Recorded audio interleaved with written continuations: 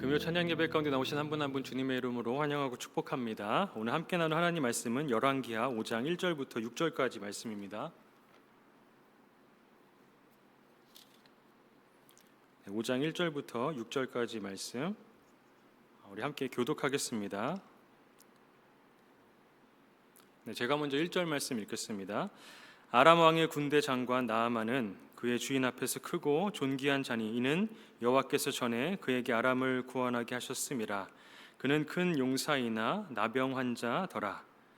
전에 아람 사람이 떼를 지어 나가서 이스라엘 땅에서 어린 소녀 하나를 사로잡음에 그가 나아만의 아내에게 수종 들더니 그의 여주인에게 이르되 우리 주인이 사마리아에 계신 선지자 앞에 계셨으면 좋겠나이다. 그가 그 나병을 고치리이다 하는지라. 나아만이 들어가서 그의 주인께 아뢰어 이르되 이스라엘 땅에서 온 소녀의 말이 이러이러하도이다 하니 아람 왕이 이르되 갈지어다. 이제 내가 이스라엘 왕에게 그를 보내리라 하더라. 나아만이 곧 떠날새 은 10달란트와 금 6,000개와 의복 10벌을 가지고 가서 함께 읽겠습니다. 이스라엘 왕에게 그 글을 전하니 일러스되 내가 내 신하 나아만을 당신에게 보내오니 이 글이 당신에게 이르거든 당신은 그의 나병을 고쳐 주소서 하였더라. 아멘. 함께 기도하겠습니다. 하나님 아버지 감사합니다. 이 시간 주님의 말씀을 함께 나누길 원합니다. 주님께서 모든 것의 주관자 되어주시고 우리 안에 보내주신 성령을 통하여서 하나님의 말씀을 깊이 깨달아 아는 은혜가 있게 하여 주시옵소서. 부족한 저의 모습은 가리우시고 오직 하나님 말씀의 권위만 나타나게 하여 주시옵소서. 감사드리며 우리 주 예수 그리스도의 이름으로 기도드립니다. 아멘. 한번 스스로에게 이렇게 질문해 보시기를 바랍니다. 나는 주로 언제 누군가가 하는 말에 내 귀를 열게 되는가? 나는 언제 누군가가 하는 어떤 말들을 귀담아 듣는가? 살다 보면 아무리 좋은 말이라 할지라도 귀에 잘 안 들어올 때가 있습니다. 누가 뭐라 해도 들리지 않고 알아도 잘 움직여지지 않는 때가 있습니다.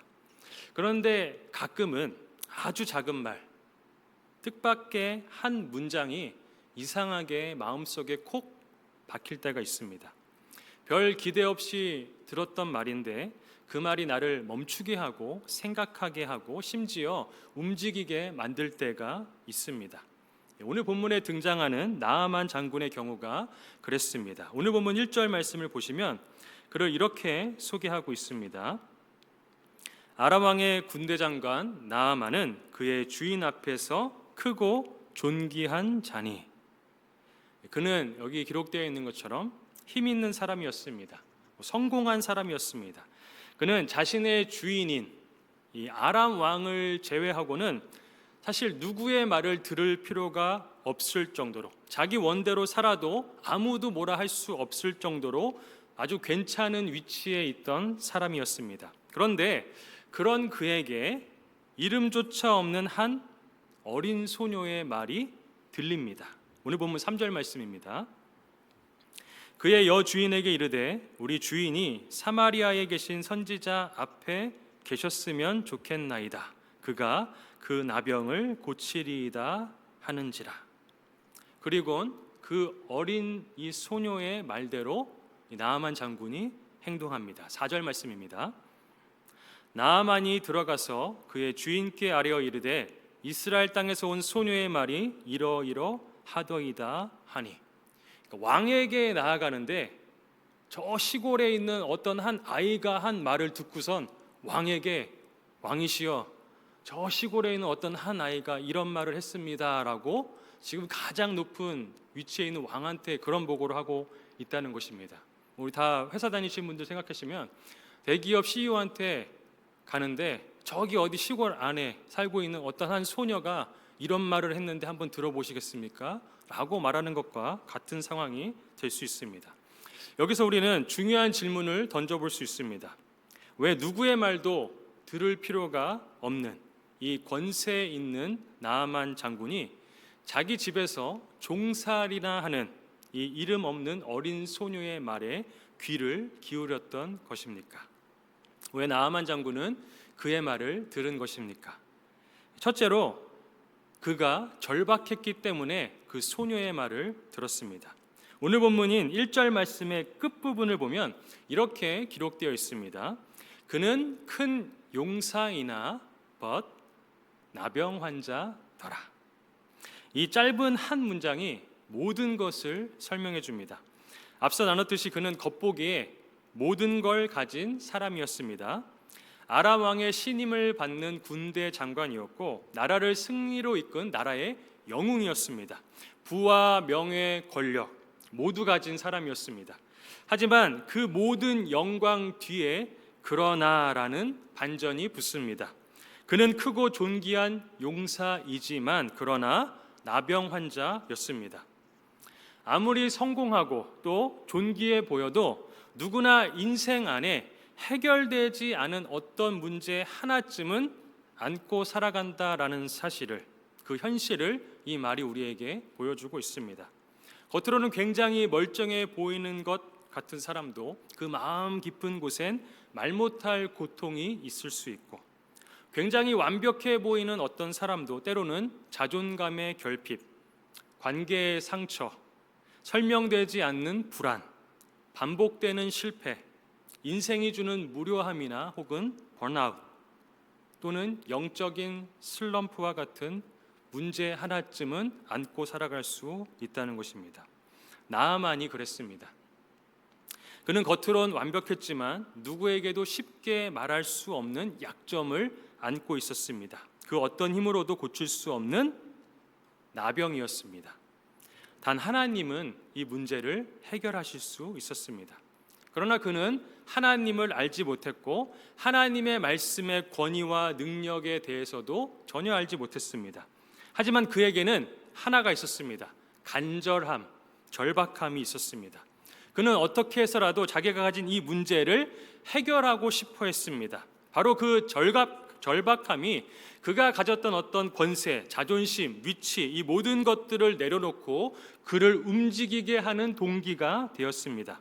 그가 만약에 자기의 신분이나 지위나 명예나 영향력 같은 것을 생각해서 거기에 매여 있어서 저 어린 소녀의 말을 들으려 하지 않았다면, 무시했다면 자기에게 놀라운 기적은 결코 일어나지 않았을 것입니다. 그러나 그는 그러한 것에 연연하지 않았습니다. 그의 간절히 고치길 원하는 그 마음이 있었기 때문에 그는 아무도 듣지 않을 수 있는, 다 무시할 수 있는 그 말에 귀를 기울일 수 있었습니다. 우리도 어려운 일을 당할 때에 이런 말을 듣습니다. 기도해라, 말씀 봐라, 예배의 자리로 나아와라 와 같은 우리가 이미 잘 알고 있는 이 정답을 수없이 듣게 됩니다. 그런데 내 안에 하나님만이, 주님만이 하실 수 있다는 그 절박함이 성도 안에서 사라지게 되면 그런 말들이 잘 들리지가 않습니다. 더더군다나 요즘 시대는 어떤 시대입니까? 이 한국목회데이터연구소 통계에 따르면 많은 성도들이 하나님의 말씀과 자신이 살아가는 실제적인 현실 사이에서 괴리감을 느낀다라고 응답했습니다. 말씀대로 살아야 한다는 것을 머리로는 아는데 현실에 부딪히면 그 말씀이 힘을 잃어버린다라고 고백한 것입니다. 진화론과 유물론과 합리주의와 세속주의로 가득한 세상 속에서 성경이 말하고 있는 진리는 마치 계란과 같이 여기는 것입니다. 아무리 내려쳐도 소용없을 것 같은 그러한 현실의 권위와 권세에 이 말씀이 도전하고 있다고, 진리가 도전하고 있다라고 느끼고 있는 것입니다.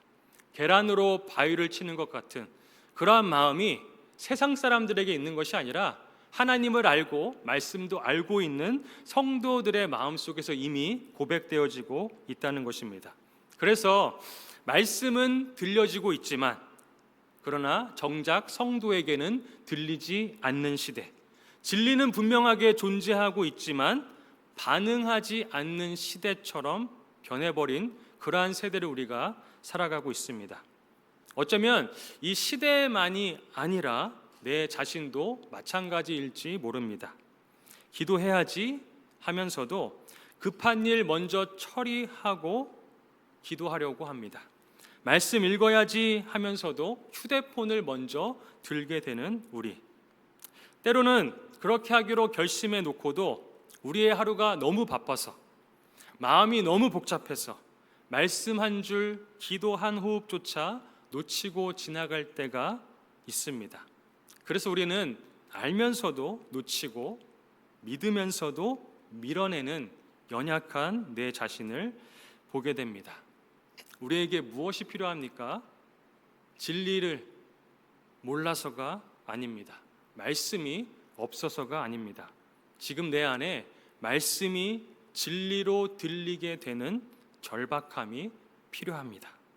그러기 위해선 내 권위, 내 권세를 내려놓고 겸손함으로 절박함 가운데 들어가야 합니다.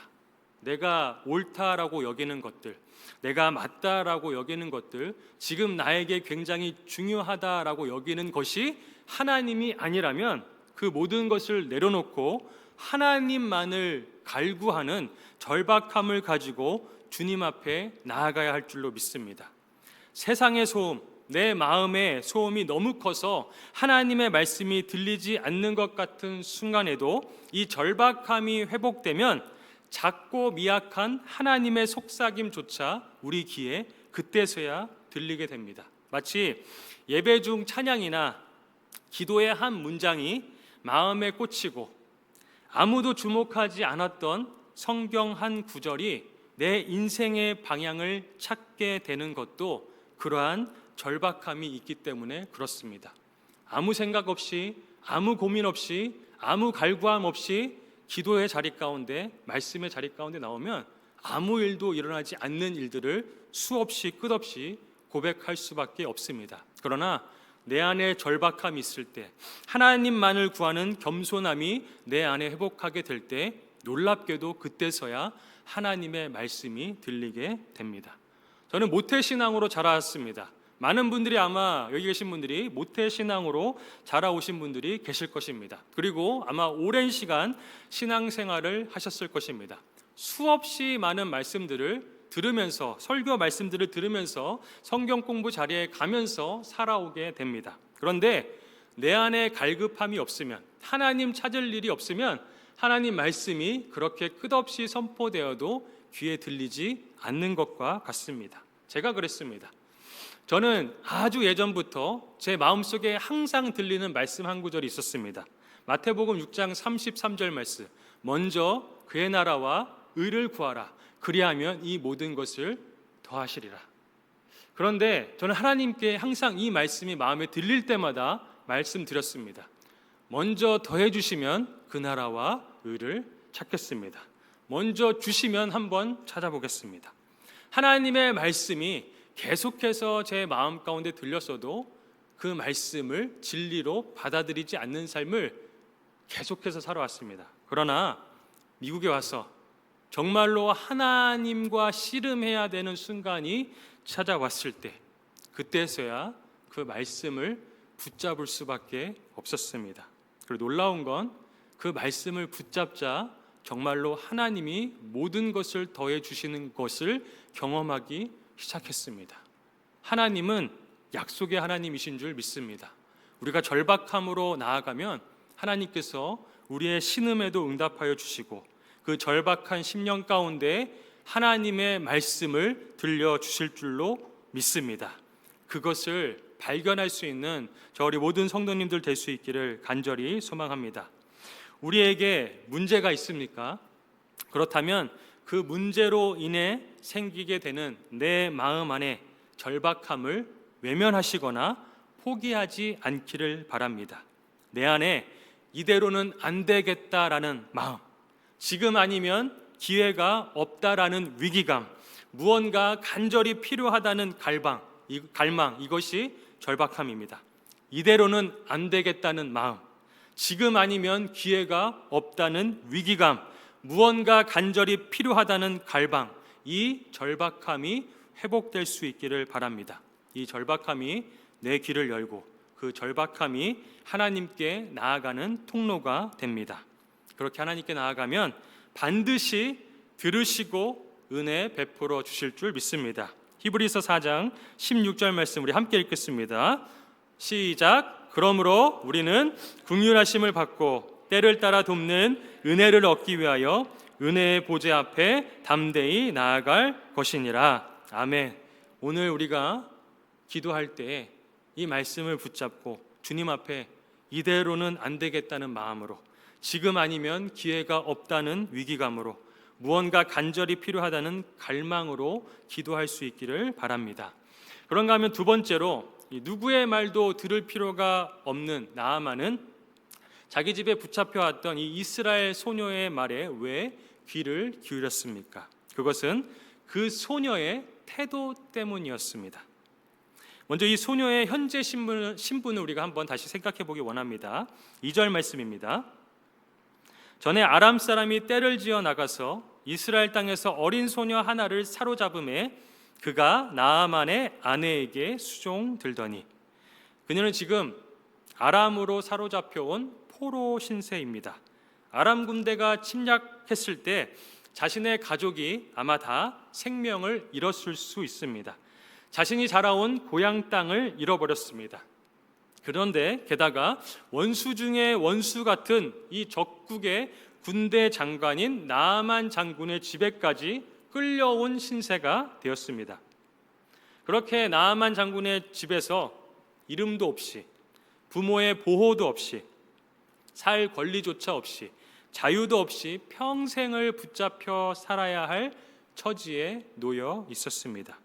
그런데 그런 그녀가 지금 뭘 하고 있습니까? 3절 말씀 보시기 바랍니다.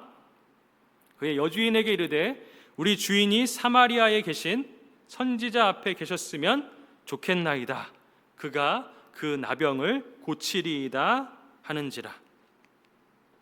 자기 고통, 자기 연민에 빠져 있는 사람은 이런 말을 내뱉지 못합니다.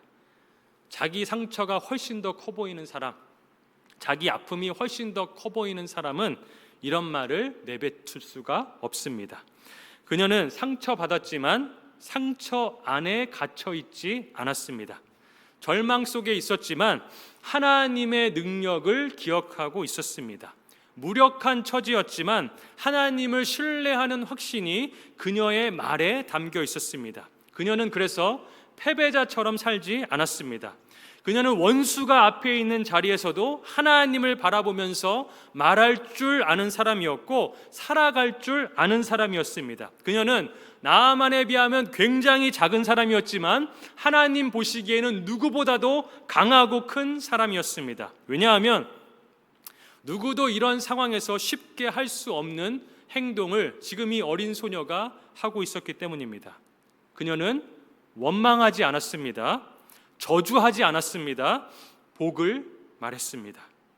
이렇게 자신이 처한 비극적인 환경에서도 짓눌리지 않고 오히려 하나님이 일하신다라는 사실을 굳게 믿는 태도를 가졌던 사람, 그녀의 믿음 담긴 말 한마디가 나아만의 마음을 그래서 흔들었습니다.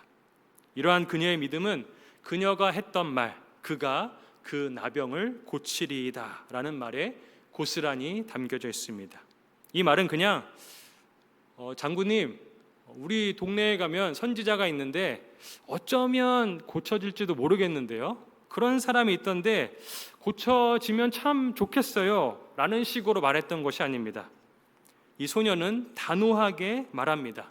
그가 고칠 수 있습니다. 그가 반드시 고칠 수 있습니다. 믿음 없는 사람도 이렇게 말할 수 없습니다. 하나님은 이렇게 말씀하십니다. 예레미야 32장 27절 말씀입니다. 함께 읽겠습니다. 시작. 나는 여호와여 모든 육체의 하나님이라 내게 할 수 없는 일이 있겠느냐. 소녀는 여호와 하나님이 이런 분이심을 믿었습니다. 그 확고한 신뢰를 가지고 살아갔던 그녀의 행동과 말이 나아만 장군의 마음을 흔들었습니다. 그 사람의 귀를 열었습니다. 오늘날도 동일합니다.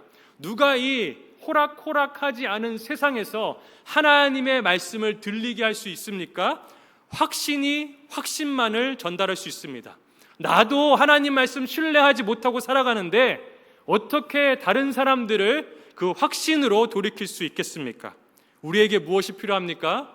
하나님은, 나 여호와 하나님은 할 수 없는 일이 없느니라 하신 그 하나님의 말을 믿는 자만이 이 호락호락하지 않은 세상에서도 그 세상을 뒤흔들며 살아가게 될 줄로 믿습니다.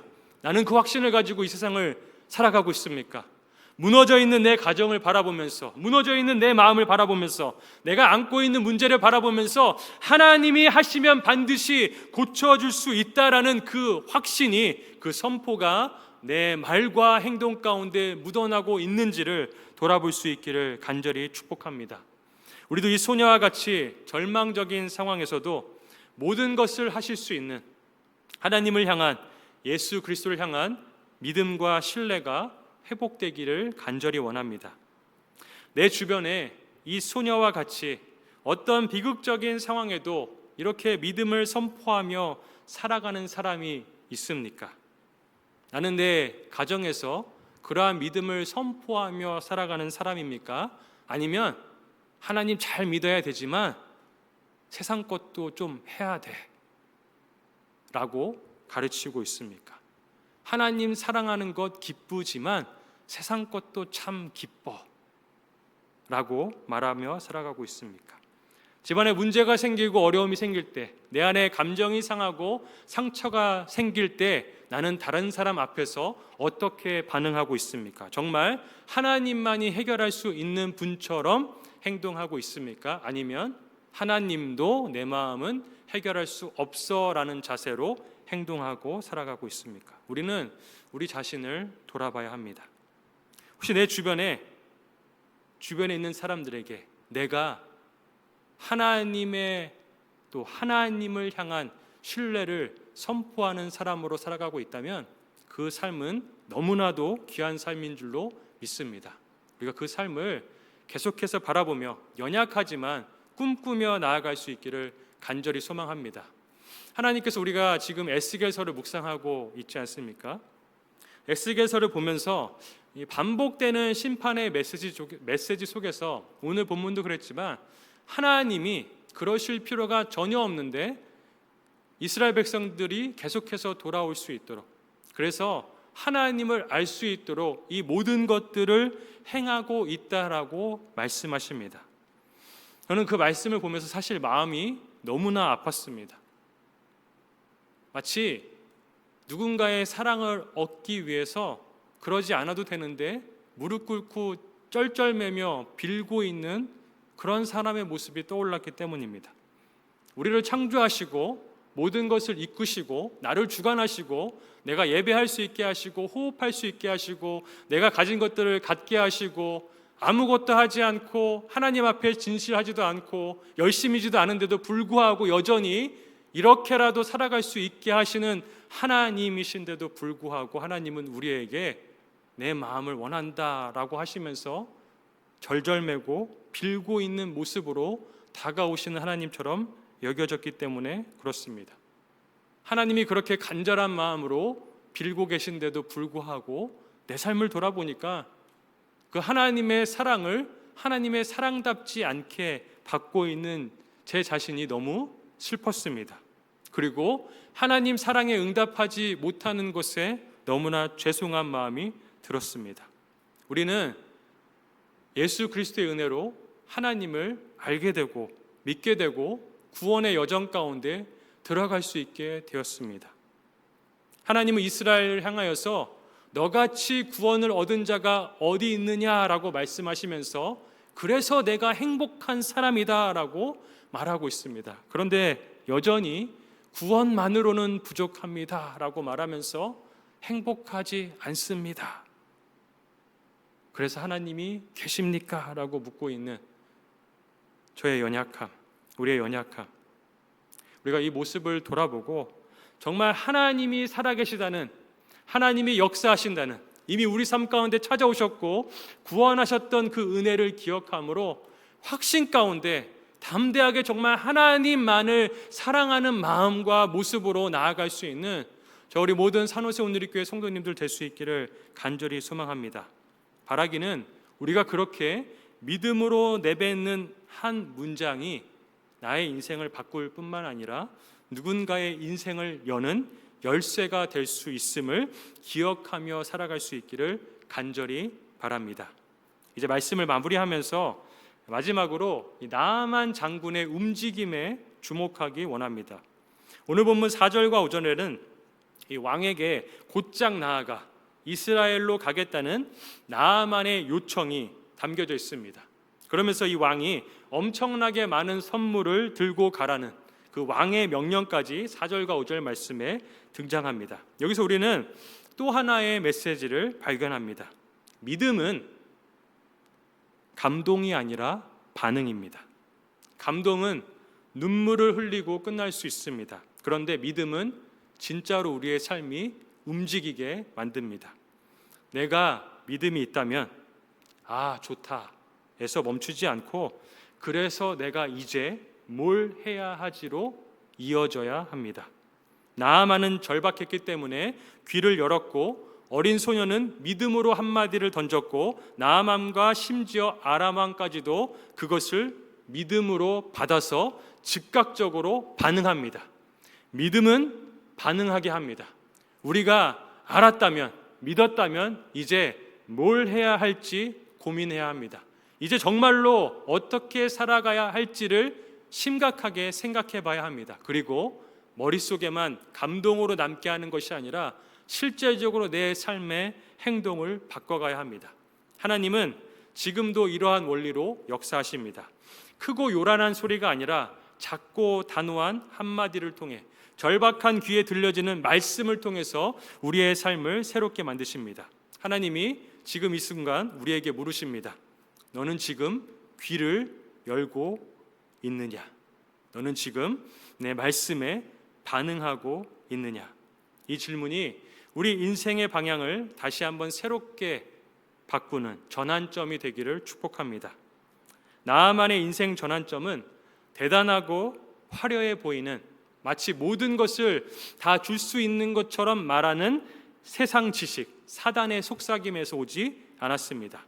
포로로 끌려온 한 어린 소녀의 입, 그녀가 내뱉은 하나님을 아는 지식과 믿음 그리고 은혜에서 왔습니다.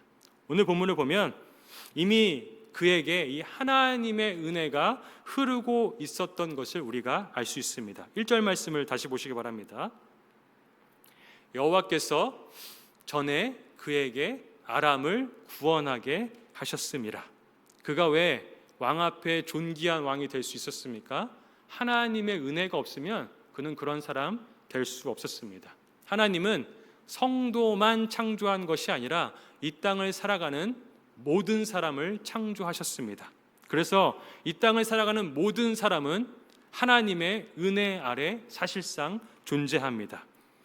아람 왕 밑에서 가장 존귀한 자로 세워졌던 나아만 장군도 자기가 잘나서 그렇게 위대한 영웅이 되지 않았습니다.